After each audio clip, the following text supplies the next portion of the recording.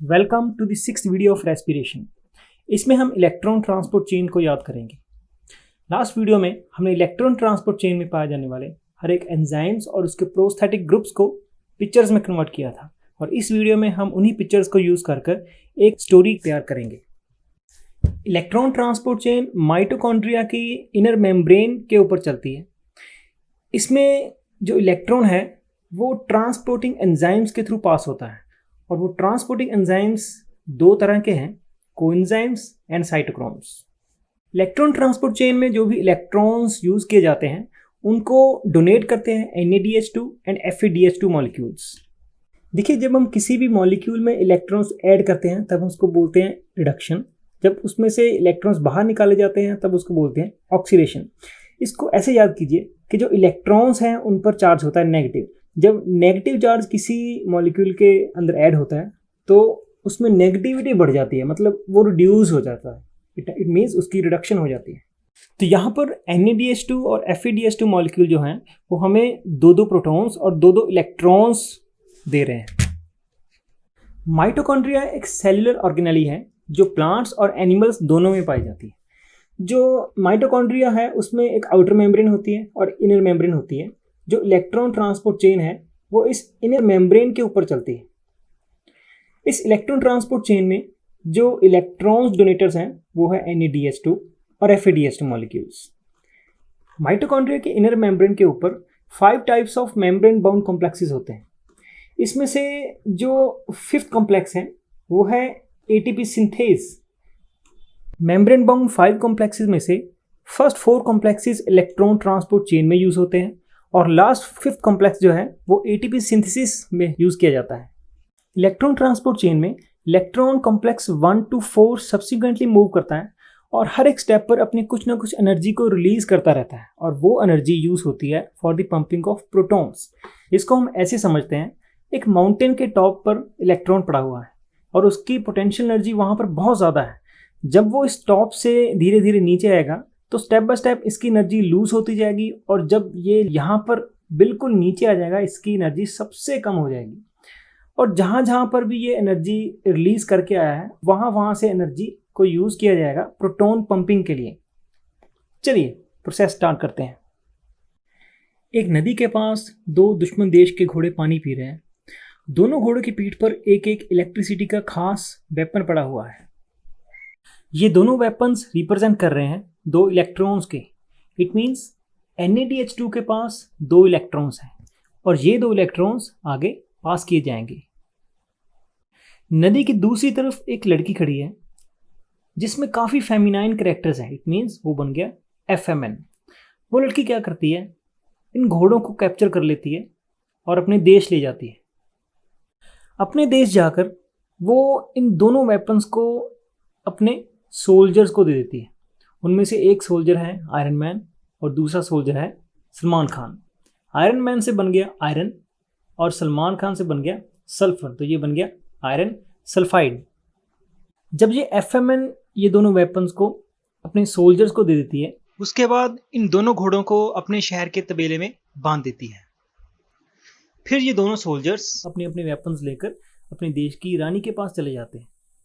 ये जो क्वीन है अपना देश चलाकर अब बहुत थक चुकी है, तो अब से बन गया यूबी और क्वीन से बन गया क्विनोन, यूबी क्विनोन।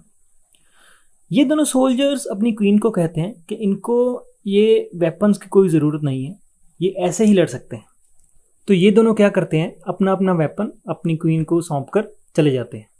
फिर क्वीन सोचती है कि इन दोनों वेपन्स का किया क्या जाए, इनको ऐसे तो रख नहीं सकते क्योंकि इनमें बहुत एनर्जी है, इनको सिर्फ घोड़ों के ऊपर ही रखा जा सकता है। फिर वो क्वीन 2 घोड़ों को मंगवाती है जो पहले खाना खा रहे होते हैं। फूड से बन गया FAD और 2 हॉर्स बन जाएंगे H2, ये बन गया FADH2। जब वो दोनों घोड़े उस क्वीन के पास आते हैं तो क्वीन को एहसास होता है कि ये घोड़े बहुत वीक हैं, इन पर ये वेपन रखा नहीं जा सकता। तो क्वीन क्या करती है कि इन घोड़ों को अपने तबेले में बांध देती है।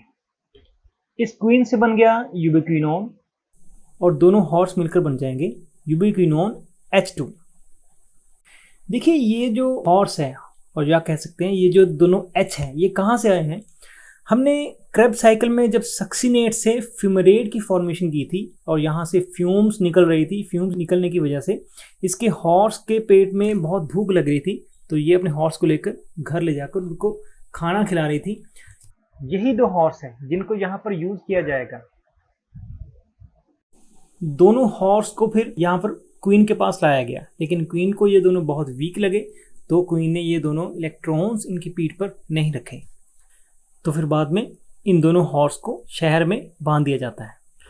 तब क्वीन क्या करती है, अपने शहर के बहुत ही इंटेलिजेंट क्रो को बुलाती है, लेकिन उस क्रो की आई साइट है वो बहुत वीक हो जाती है। आई से बन गया क्रो से बन गया। जो क्रो है बिल्कुल सर्कस के हाथी की तरह एक बॉल के ऊपर खेल रहा होता है और उसी बॉल के ऊपर बैठकर वो क्वीन के पास आ जाता है। फिर क्वीन क्या करती है, ये इन दोनों इलेक्ट्रॉन्स को इस क्रो के हवाले कर देती है और फिर दोनों इलेक्ट्रॉन्स को अपने सर पर रखकर वो वहां से चला जाता है।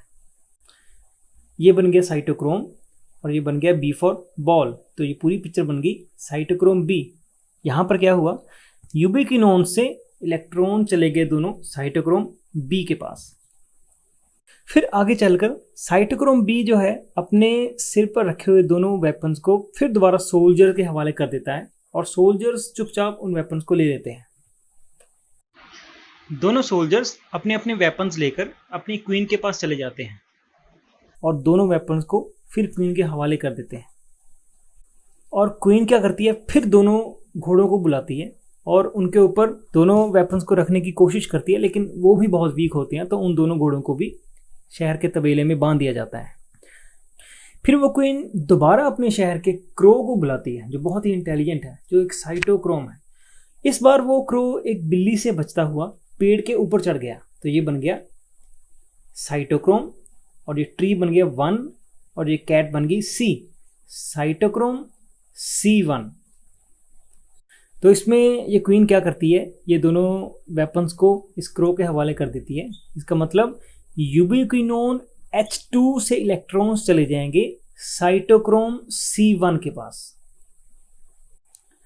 जब ये दोनों वेपन्स इस क्रो के पास आ जाते हैं तो क्रो बहुत ही पावरफुल बन जाता है। तो क्रो क्या करता है, इस पेड़ से नीचे उतरकर इस कैट को पकड़ लेता है। इट मीन्स यहाँ पर इलेक्ट्रॉन्स साइटोक्रोम C1 से साइटोक्रोम C की तरफ पास हो जाते हैं। जब ये साइटोक्रोम वाला क्रो इस कैट को बहुत ज़ोर से पकड़े रखता है, तब इसको काफ़ी भूख लग जाती है, ये थक जाता है। इसको कुछ दूर एक एप्पल पड़ा हुआ मिलता है।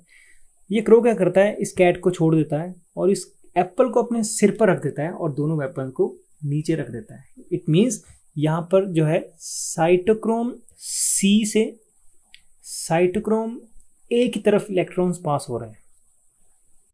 फिर कुछ देर के बाद इस क्रो को ये महसूस होता है कि अब वेपन्स इसके सर के ऊपर नहीं लगे हुए हैं, तो ये थोड़ा वीक हो गया। तो ये क्या करता है, पास के पड़े हुए स्टूल के ऊपर चढ़ जाता है और एप्पल और दोनों वेपन्स को भी अपने पास रख लेता है। स्टूल की 3 टांगे होती हैं, इट मीन्स ये बन गया साइटोक्रोम A और 3, क्योंकि इसकी 3 लेग्स होती हैं तो ये बन गया 3 और ये पूरी पिक्चर बन गई साइटोक्रोम A3। इसका मतलब क्या है कि इलेक्ट्रॉन्स जो है वो साइटोक्रोम A से पास होंगे साइटोक्रोम A3 की तरफ। जब ये साइटोक्रोम वाला क्रो बड़ी सेफली बैठा हुआ होता है अपने एप्पल और दोनों वेपन्स को प्रोटेक्ट करे हुए, तब दुश्मन देश का जो किंग है वो अपने जैन कार के ऊपर ऑक्स को बिठाकर और उसके पीछे 2 घोड़े बांधकर अपने दोनों वेपन्स को वापस लाने के लिए भेज देता है। ये ऑक्स और जैन बन गए ऑक्सीजन और ये दोनों हॉर्स बन गए 2H। इसमें ये ऑक्स क्या करता है, इस क्रो को डराकर भगा देता है और दोनों वेपन्स को अपने अपने दोनों घोड़ों के ऊपर रखकर वहां से चला जाता है। यहाँ पर क्या हो रहा है, 2 इलेक्ट्रॉन्स यहाँ से ऑक्सीजन और हाइड्रोजन की तरफ चले जाते हैं और ये सब मिलकर बन जाते हैं H2O। ऑक्सीजन जो है वो इलेक्ट्रॉन्स का लास्ट एक्सेप्टर है। इसके बाद ये सब इलेक्ट्रॉन्स को लेकर अपने देश चले जाते हैं।